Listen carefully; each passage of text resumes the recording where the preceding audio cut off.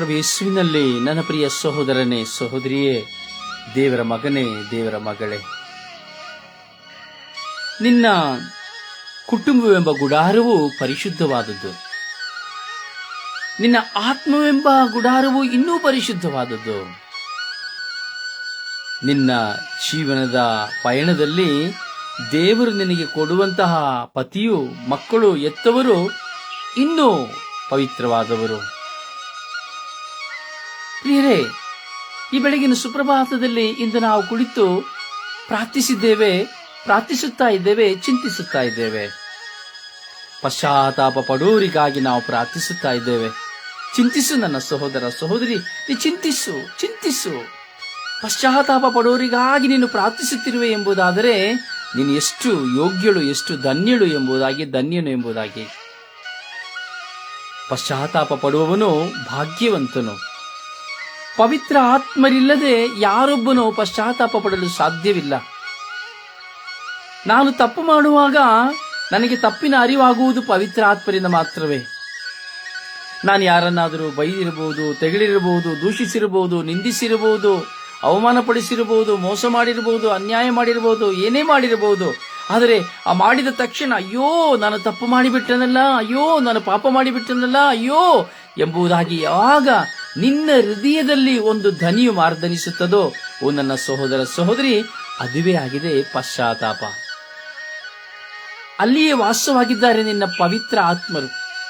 ನಿನ್ನೊಡನೆ ಪವಿತ್ರ ಆತ್ಮರು ವಾಸ ಮಾಡುವಾಗ ಮಾತ್ರವೇ ನನ್ನ ತಪ್ಪಿನ ಅರಿವು ನನಗೆ ಅರಿವಾಗುವುದು.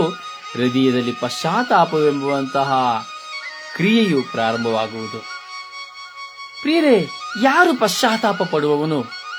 ಚಿಂತಿಸು. ಈ ಚಿಂತನೆಯಲ್ಲಿ ನಿನ್ನನ್ನು ಚಿಂತಿಸು. ಯಾರು ಪಶ್ಚಾತ್ತಾಪ ಪಡುತ್ತಾನೆ? ಪಶ್ಚಾತ್ತಾಪ ಪಡುವಂತ ವ್ಯಕ್ತಿ ಯಾರಾಗಿರುತ್ತಾನೆ? ದೇವರಲ್ಲಿ ಭಯಭಕ್ತಿಯುಳ್ಳವನು ಮಾತ್ರವೇ. ಕ್ರೈಸ್ತಲೋ, ದೇವರಲ್ಲಿ ಭಯಭಕ್ತಿಯುಳ್ಳವನು ಮಾತ್ರವೇ ಪಶ್ಚಾತ್ತಾಪ ಪಡಲು ಸಾಧ್ಯ ಹೊರತು ದೇವರಲ್ಲಿ ಭಯಭಕ್ತಿ ಇಲ್ಲದವನು ಪಶ್ಚಾತ್ತಾಪ ಪಡುವುದಿಲ್ಲ. ಅವನು ಪ್ರಾರ್ಥಿಸುತ್ತಾನೆ, ಸ್ತುತಿಸುತ್ತಾನೆ, ಜಪಸರ ಹೇಳುತ್ತಾನೆ, ಉಪದೇಶ ಮಾಡುತ್ತಾನೆ, ಎಲ್ಲವನ್ನೂ ಮಾಡುತ್ತಾನೆ. ಆದರೆ ಅವನಲ್ಲಿ ಪಶ್ಚಾತ್ತಾಪವೇ ಇರುವುದಿಲ್ಲ. ತಾನು ಮಾಡಿದ ಪಾಪದ ಅರಿವೇ ಅವನಿಗೆ ಅರಿವಾಗುವುದಿಲ್ಲ. ಕಾರಣ ಅವನಲ್ಲಿ ಪವಿತ್ರಾತ್ಮರಿಲ್ಲ. ಹಾಗೂ ಅವನು ದೇವರಲ್ಲಿ ಭಯಭಕ್ತಿಯುಳ್ಳವನಲ್ಲ. ಕೇವಲ ವಾಡಿಕೆಗಾಗಿಯೂ ಜನಮೆಚ್ಚುಗೆಗಾಗಿಯೂ ಮಾತ್ರ ಪ್ರಾರ್ಥಿಸುವವನಾಗಿರುತ್ತಾನೆ. ಹೌದು ನನ್ನ ಸಹೋದರನೇ, ಸಹೋದರಿಯೇ, ಆ ಇಸ್ರಾಯೇಲ್ ದೇವರನ್ನ ನಾವು ಆರಾಧಿಸುತ್ತೇವೆ.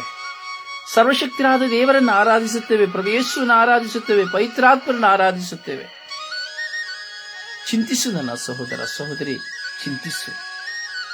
ನಿನ್ನ ದೇವರನ್ನ ನೀವು ಹುಡುಕಿ ಹೋಗುವ ಸಮಯವೆಷ್ಟು? ನಿನ್ನ ದೇವರೊಂದಿಗೆ ಮಾತನಾಡುವ ಸಮಯವೆಷ್ಟು? ನಿನ್ನ ದೇವರನ್ನ ಮಹಿಮೆ ಪಡಿಸುವಂತಹ ಸಮಯವೆಷ್ಟು? ನಿನ್ನ ದೇವರೊಂದಿಗೇ ನೀನು ವಾಸ ಮಾಡುವ ಸಮಯವೆಷ್ಟು?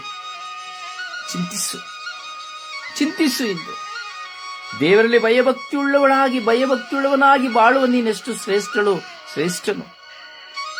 ಈ ಬೆಳಗಿನ ಸುಪ್ರಭಾತದಲ್ಲಿ ಈ ಚಿಂತನೆಯಲ್ಲಿ ಆ ದೇವರನ್ನ ನೋಡಿ, ಆ ಪ್ರಭುವನ್ನ ನೋಡಿ, ಆ ತಂದೆಯನ್ನ ನೋಡಿ, ಅಪ್ಪಾ ತಂದೆಯೇ, ಯೇಸುವೇ, ಪವಿತ್ರಾತ್ಮರೇ ಎಂದು ನೀನು ಕೂಗಿ ಕರೆಯುತ್ತೀಯ ಎಂಬುದಾದರೆ ಈ ಬೆಳಗಿನ ಸುಪ್ರಭಾತದಲ್ಲಿ ನಿಜವಾಗಿ ನೀವು ಪವಿತ್ರಾತ್ಮ ಭರಿತಳು. ದೇವರ ವಾಕ್ಯ ಹೇಳುತ್ತದೆ, ಅಪ್ಪಾ ತಂದೆಯೇ ಎಂದು ನೀನು ಕರೆಯುವುದಷ್ಟು ಸುಲಭವಲ್ಲ. ನೀನು ಅಪ್ಪ ತಂದೆ ಎಂದು ಕರೆಯುತ್ತೀಯ ಎಂಬುದಾದರೆ ಪವಿತ್ರಾತ್ಮನು ನಿನ್ನಲ್ಲಿರುವುದಾದರೆ ಮಾತ್ರವೇ ನೀನು ಅಪ್ಪ ತಂದೆಯೇ ಎಂದು ಕರೆಯಲು ಸಾಧ್ಯ ಎಂಬುದಾಗಿ ದೇವರ ವಾಕ್ಯ ಹೇಳುತ್ತದೆ.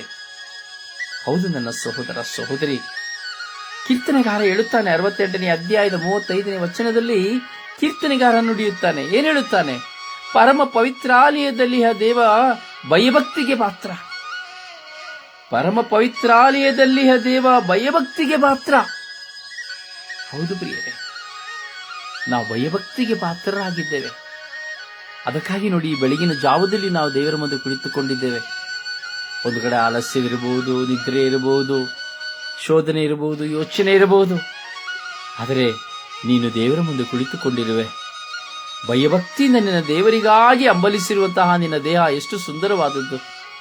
ಈ ಬೆಳಗಿನ ಜಾವದಲ್ಲಿಯೇ ದಾಹಗೊಂಡು ನಿನ್ನ ದೇವರನ್ನು ಆರಾಧಿಸಲು ಭಯಭಕ್ತಿಗೆ ಪಾತ್ರಳಾಗಿರುವಂತಹ ನೀನು ಎಷ್ಟು ರಮಣೀಯವಾದವಳು.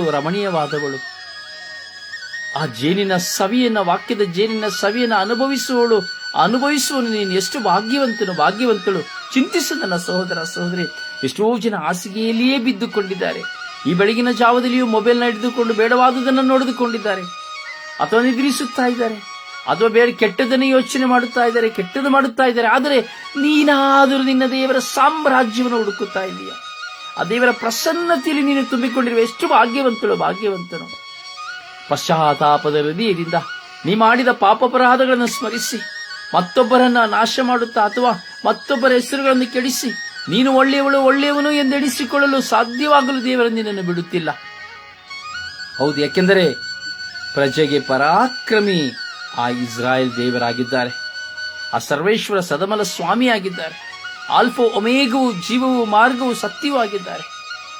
ಹೌದು, ಚಿಂತಿಸು, ಚಿಂತಿಸು.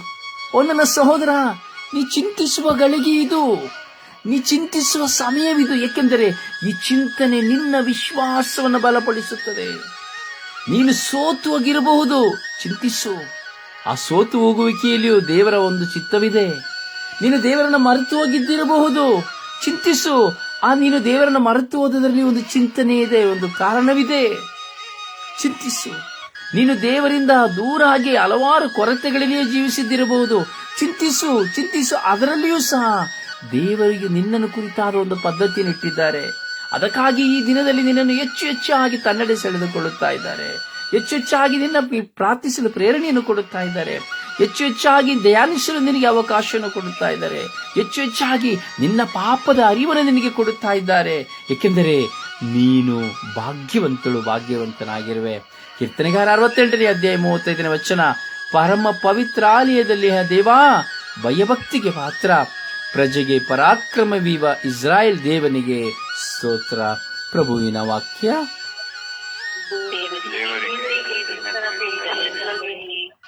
ಕೀರ್ತನೆಗಳು 68ನೇ ಅಧ್ಯಾಯ ವಾಕ್ಯ 35. ಪರಮ ಪವಿತ್ರ ಆಲಯದಲ್ಲಿ ದೇವ ಭಯಭಕ್ತಿಗೆ ಪಾತ್ರ, ಪ್ರಜೆಗೆ ಪರಾಕ್ರಮವೀವ ಇಸ್ರೇಲ್ ದೇವನಿಗೆ ಸ್ತೋತ್ರ. ಪ್ರಭುವಿನ ವಾಕ್ಯ. ದೇವರಿಗೆ ಕೃತಜ್ಞತೆ ಸಲ್ಲಲಿ. ಕೀರ್ತನೆಗಳ 38ನೇ ವಾಕ್ಯ. ಪರಮ ಪವಿತ್ರಾಲಯದಲ್ಲಿ ದೇವ ಭಯಭಕ್ತಿಗೆ ಪಾತ್ರ, ಪ್ರಜೆಗೆ ಪರಾಕ್ರಮವೀವ ಇಸ್ರೇಲ್ ದೇವನಿಗೆ ಸ್ತೋತ್ರ. ಪ್ರಭುವಿನ ವಾಕ್ಯ. ದೇವರಿಗೆ ಕೃತಜ್ಞತೆ ಸಲ್ಲಲಿ.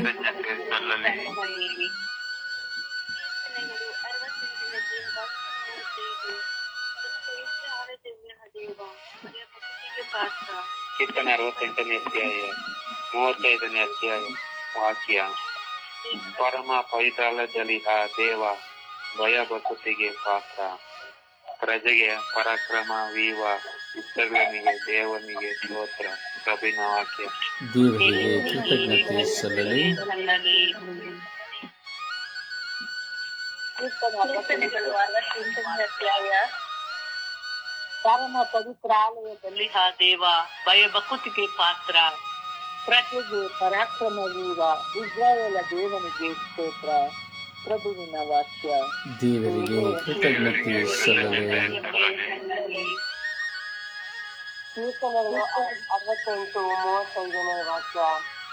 ಪರಮ ಪವಿತ್ರಾಲಯದ ದೇವ ಭಯಭಕ್ತಿಗೆ ಪಾತ್ರ, ಪ್ರಜೆಗೆ ಪರಾಕ್ರಮವೀರ ಇಸ್ರಾಯೇಲ್ ದೇವರಿಗೆ ಸ್ತೋತ್ರ.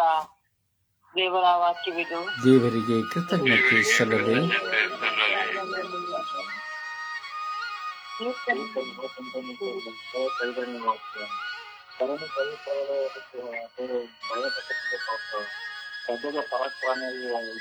ದೇವನಿಗೆ ಸ್ತೋತ್ರ. ಪ್ರಭುವಿನ ವಾಕ್ಯ. ದೇವರಿಗೆ ಕೃತಜ್ಞತೆ ಸಲ್ಲಲಿ. ಕೀರ್ತನೆಗಳು 68 ವಾಕ್ಯ 35. ಪರಮ ಪವಿತ್ರಾಲಯದಲ್ಲಿರುವ ದೇವ ಭಯಭಕ್ತಿಗೆ ಪಾತ್ರ, ಪ್ರಜೆಗೆ ಪರಾಕ್ರಮವೀವ ಇಸ್ರಾಯೇಲ್ ದೇವನಿಗೆ ಸ್ತೋತ್ರ. ಪ್ರಭುವಿನ ವಾಕ್ಯ. ದೇವರಿಗೆ ಕೃತಜ್ಞತೆ ಸಲ್ಲಲಿ. ಅಪ್ಪ ತಂದೆಯೇ, 35ನೇ ವಾಕ್ಯ. ಪರಮ ಪವಿತ್ರಾಲಯದಲ್ಲಿ ದೇವ ಭಯಭಕ್ತಿಗೆ ಪಾತ್ರ, ಪ್ರಜೆಗೆ ಪರಾಕ್ರಮವೀವ ಇಸ್ರಾಯೇಲ ದೇವನಿಗೆ ಸ್ತೋತ್ರ. ಪ್ರಭುವಿನ ವಾಕ್ಯ. ದೇವರಿಗೆ ಕೃತಜ್ಞತೆ ಸಲ್ಲಲಿ. ಎಂಟನೇ ಅಧ್ಯಾಯ 35ನೇ ವಾಕ್ಯ. ಪರಮ ಪವಿತ್ರಾಗಲಿಯುವ ದೇವ, ಭಯಭಕ್ತಿಗೆ ಪಾತ್ರ, ಪ್ರಜೆಗೆ ಪರಾಕ್ರಮಿಯುವ ಇತರ ದೇವರಿಗೆ ಸ್ತೋತ್ರ. ಪ್ರಭುವಿನ ವಾಕ್ಯವಿದು. ದೇವರಿಗೆ ಕೃತಜ್ಞತೆ ಸಲ್ಲಲಿ. ಅಪ್ಪ ತಂದೆಯೇ, ಸ್ತೋತ್ರ ರಾಜ, ವಂದನೆಗಳು ರಾಜ, ಕೋಟ್ಯಾನು ಕೋಟಿ ಸ್ತೋತ್ರಗಳು, ಕೋಟ್ಯಾನು ಕೋಟಿ ವಂದನೆಗಳು ಸ್ವಾಮಿ ದೇವ. ನಿನ್ನ ಮಕ್ಕಳಾಗಿರುವ ನಾವೆಲ್ಲರೂ ನಿನ್ನ ಮುಂದೆ ಈ ಬೆಳಗಿನ ಸುಪ್ರಭಾತದಲ್ಲಿ ಕುಳಿತು ಈ ಚಿಂತನೆಯ ಮೂಲಕವಾಗಿ ನಿನ್ನ ಹೆಚ್ಚೆಚ್ಚಾಗಿ ಅನುಭವಿಸುವಂತಹ ಕೃಪೆಯನ್ನು ಕೊಟ್ಟಿದ್ದಕ್ಕಾಗಿ ಸ್ತೋತ್ರ. ಯೇಸುವೆ, ಈ ಮಕ್ಕಳನ್ನು ಆಶೀರ್ವದಿಸಿರಿ, ಅಭಿವೃದ್ಧಿಪಡಿಸಿರಿ, ಇವರಿಗೆ ಶಾಂತಿಯನ್ನು, ಸಮಾಧಾನವನ್ನು, ಆರೋಗ್ಯವನ್ನು ಕೊಡಿರಿ. ಇವರ ಮಾನಸಿಕವಾದಂತಹ ಒತ್ತಡಗಳನ್ನು ತೆಗೆದು ಹಾಕಿರಿ. ಇವರ ಸಾಲ ಸಮಸ್ಯೆಗಳನ್ನು, ರೋಗ ಬಾಧೆಗಳನ್ನು ನೀಗಿಸಿರಿ. ನಿಮ್ಮ ಪವಿತ್ರ ಆತ್ಮರಿಂದ ಇವರನ್ನು ತುಂಬಿರಿ ಸ್ವಾಮಿ ದೇವ. ಇವರು ಈ ದಿನದಲ್ಲಿ ಮಾಡುವ ಕಾರ್ಯಗಳು, ಕೆಲಸಗಳು ಆಶೀರ್ವಾದವಾಗಲಿ, ಸಫಲವಾಗಲಿ. ಇವರ ಪ್ರಯಾಣಗಳು ಸುಖಕರವಾಗಲಿ ಸ್ವಾಮಿ. ಇವರ ಮಕ್ಕಳು, ಮೊಮ್ಮಕ್ಕಳು ಆಶೀರ್ವಾದವನ್ನು ಹೊಂದಲಿ ಸ್ವಾಮಿ. ಇವರ ಜೀವಿತದ ಕನಸುಗಳು ನನಸಾಗಲಿ ಸ್ವಾಮಿ. ಈ ದಿನದಲ್ಲಿ ಈ ಮಕ್ಕಳನ್ನು ಏರಾಳವಾಗಿ ಆಶೀರ್ವದಿಸಿ ನಿಮ್ಮ ಪವಿತ್ರಾತ್ಮರಿಂದ ತುಂಬಿ ಮುನ್ನಡೆಸಿ ಇವರನ್ನು ಬಲಪಡಿಸಿರಿ ಎಂದು ಪಿತ, ಸುತ ಮತ್ತು ಪವಿತ್ರಾತ್ಮರ ನಾಮದಲ್ಲಿ ಪ್ರಾರ್ಥಿಸಿದ್ದೇನೆ ಜೀವನವುಳ್ಳ ತಂದೆಯೇ. ಆಮೇನ್. ಆಮೇನ್. ಆಮೇನ್.